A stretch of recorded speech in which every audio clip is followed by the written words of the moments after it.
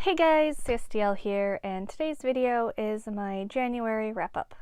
And on top of my January book reading, I participated in a readathon, Medievalathon by Holly Hart's Books, and all of my TBR books were part of the readathon. I read all the books, so I completed the challenges for the readathon.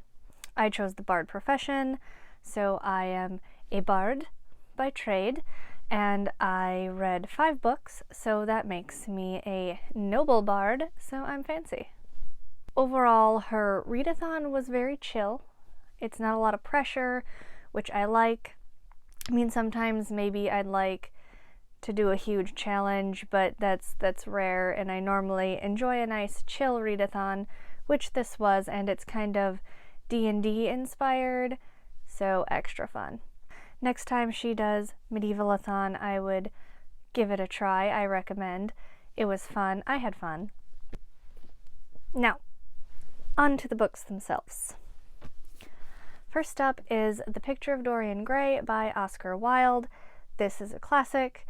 I haven't read a classic in a long time, and I have a bunch on my shelves, so I was really happy to get back into it, and boy, was I happy with this book.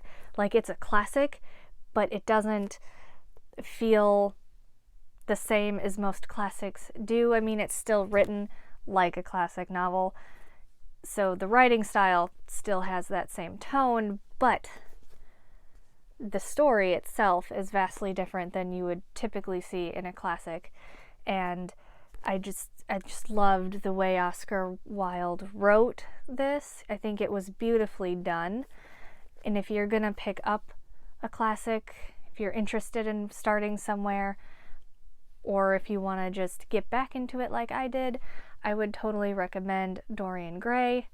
It's also very short for a classic, so that usually is a good thing, because normally they're like, you know, like this, just for example. So yeah. This also might be my new favorite classic that I've read. If not favorite, tied with various tales from Chaucer's Canterbury Tales, although those have extra appeal to me because I had to read them in Middle English. It just added to the fun.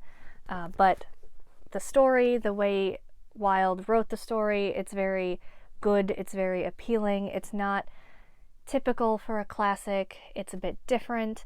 So yeah, if you like those things, totally give Picture of Dorian Gray a read. And just, if anyone has read Dorian Gray, or if you read it and then see this video, or come back to it and have a conversation with me, but Lord Henry, okay, Harry, does he not give off Crossroads Demons vibes, or is that just me? Because, I mean, he's not in the book. It's not like he is one, but the vibes he gives off, very Crossroads Demon. And his character just in the story in general, like, anybody else, or is that just me? I liked his character. Not as much as I enjoyed Dorian's story, but Harry was a very well-written character, I think. But yeah, Crossroads Demons vibes. Is that just me? So next up, we have the Descendants 3 movie novelization. The movies, I think, are fantastic. I love them.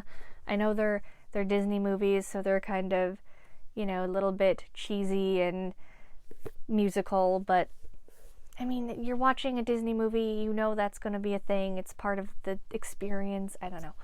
But love the movies. And the novelization is actually very accurate. I liked it. I mean, it doesn't encompass everything that the movie does, obviously, because it's a tiny book, not a huge script. But they cover all the important parts. They even have some of my favorite scenes covered, and you have it without the added musical numbers, so you can kind of enjoy it more like a story rather than like a musical. But yeah, it's essentially the Descendants 3 movie, so if you know the movie or the story, it's just like a little extra something that you can have as part of the fandom. I don't know. Or if you don't really want to watch the movie with all of the musical numbers, you can just pick up the novelization and you can get the same general vibe. You'll get the gist of it. And you probably want to start with the first and second movie novelizations before you read the third one, but like that's up to you. If you want to read them out of order, go right ahead. I am not here to judge. So, if you like Descendants, you'd like this. Oh boy. Next up on the list, Percy Jackson, Lightning Thief. Oh boy. Okay. So, I know this is very well loved, very well liked, and I've avoided this series since I was in high school, and that is actually quite a long time ago now. So yeah, I've been avoiding this for years, and I don't know if it was just because it was so hyped that I just avoided it, but I now know partly why I may have avoided it as an adult. I don't know why.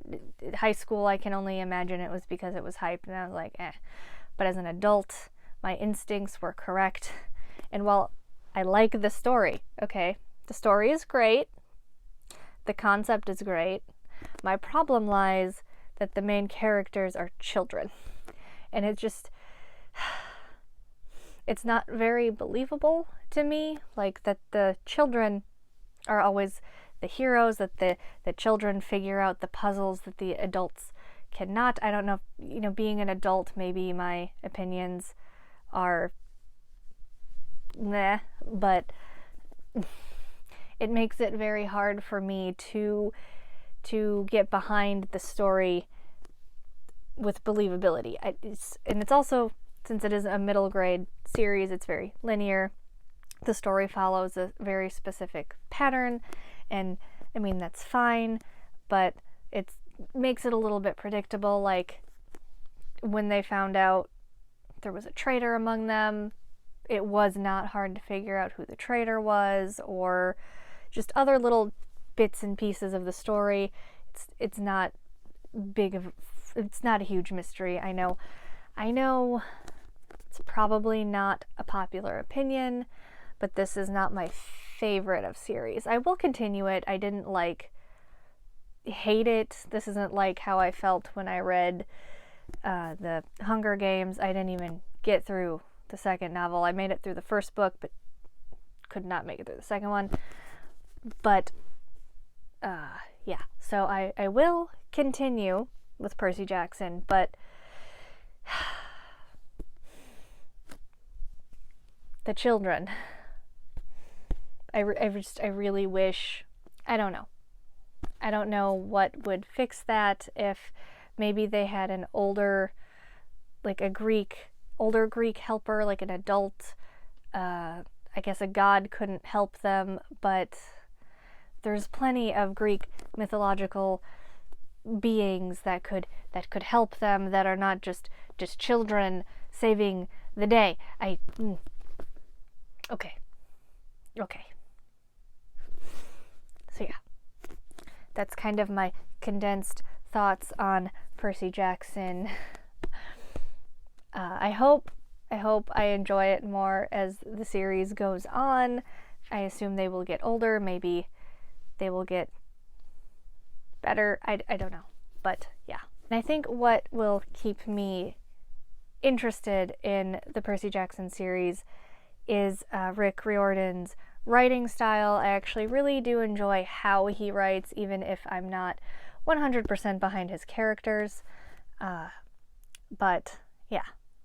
So I think they are well written. I'm just having trouble with the children. But yeah. Lightning Thief. Next up, we have Inuyasha by Rumiko Takahashi. It is a 3-in-1 volume, and Inuyasha happens to be the first anime I ever watched many, many, many years ago, but I've never actually read Inuyasha. So, my friend gifted this to me, and I was able to read like the first 3 volumes, and the show, I found out, actually did a pretty good job, at least in the early episodes. This is like a good, I don't know, maybe 3 or 4 episodes worth of stories, if I remember correctly. They follow it pretty darn well. The manga is maybe a little sassier, but that's to be expected with manga. TV generally tones it down, but overall the anime does follow the manga pretty well, and it's a story I'm very familiar with. I knew all of this stuff already, but it was a really nostalgic thing to read. I liked it. It was very enjoyable. And if anybody wants like a good older anime or manga to watch and or read, I would definitely recommend Inuyasha. Inuyasha is very good, especially if you want to just start getting into anime or manga. It's a really nice story. It does drag out a little bit somewhere down the road, like that they could have condensed a smidge. I don't know if the manga does. I'd have to actually continue this. I would have to complete the manga to know for sure.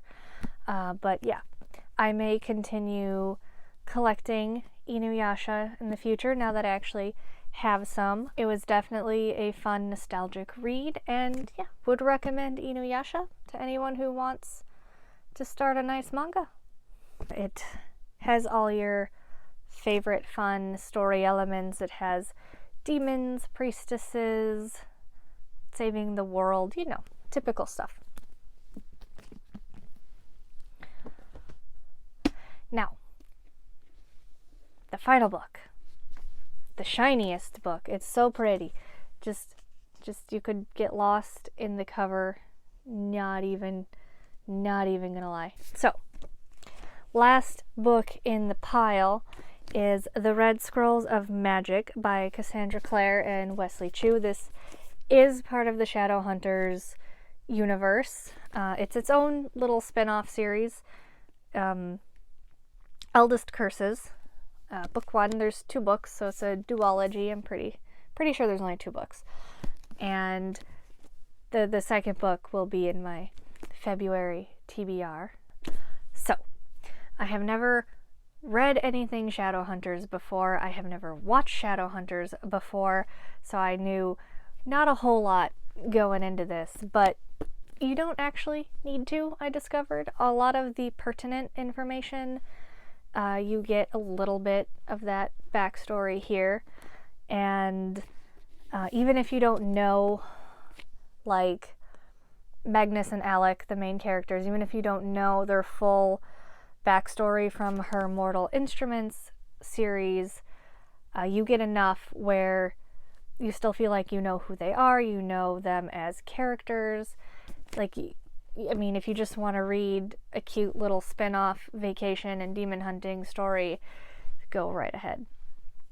But I have officially fallen in love with Shadowhunters, with Magnus, and with Alec, and I think they deserve to be happy and deserve all of the best things. They are like my new favorite canon fictional couple.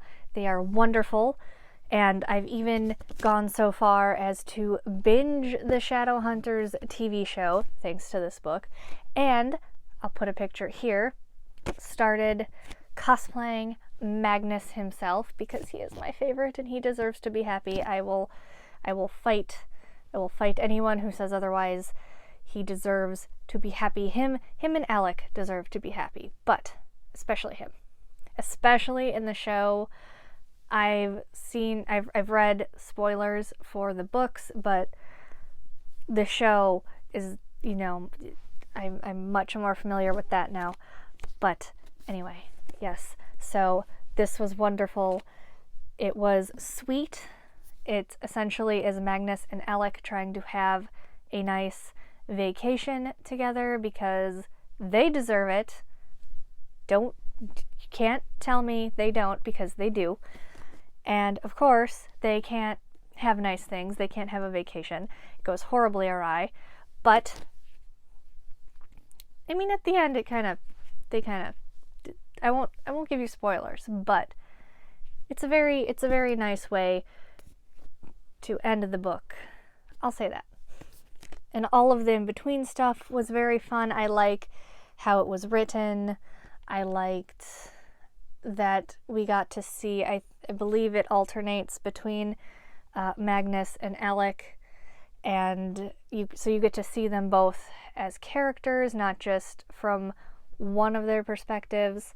It's, and in the story, you know, some of it may have been a smidge predictable, but then there was also some twists and turns you didn't expect, so it kind of evened itself out, and I liked that. I like, you know, some surprises. If you can surprise me in a book, I like you. But yeah, so really into this. I can't wait to read more of the Shadowhunters books. I can't wait to read the second book to the Eldest Curses, as well as the Bane Chronicles, which is just Magnus and his life stories from his very old warlock life, because he's like 400 plus years old. So I don't think they ever said exactly how old he is in the books or the show. So like, anyway, but he's old. So he has a lot of stories to tell, and I think we get even up until like his first date with Alec, which in the show was, kind of struggled a little bit. I mean, not that it was a badly written or anything, but like everything keeps getting in the way in the show. It's very unfortunate for them. They eventually get that date, but so I'd like to know how it went in the books, because I'm pretty sure the show and the books differ greatly. And I would love if this could get like a show of its own, have Alec and Magnus off on vacation together or something, because like I would pay to see that, because they are my favorite people, my favorite characters. I may even go so far as to put them in like my top 5 favorite characters from books and from TV, not just from the books, but from TV too. But yeah, anyway, so I know I'm probably late to the Shadowhunters train too. This was also popular, not this is actually like from 2019, I believe, or around, I mean, it's pretty recent. But the Mortal Instruments were very popular when I was in high school. I also avoided that. Maybe I should not have. I have a few book regrets, it seems. But I am here now. So, totally would recommend this, especially if you like Shadowhunters, and especially if you really loved Magnus and Alec and you have not actually read this one yet. And if you also love the Shadowhunters books and Magnus and Alec and you haven't watched the show yet, do that. Watch the show. It's on Hulu if you have Hulu. That is where I binged it and rewatched it and continue to rewatch it while I'm working on other things, because I have a problem, but that's not the issue here. Like, we're not here to talk about my obsession with that.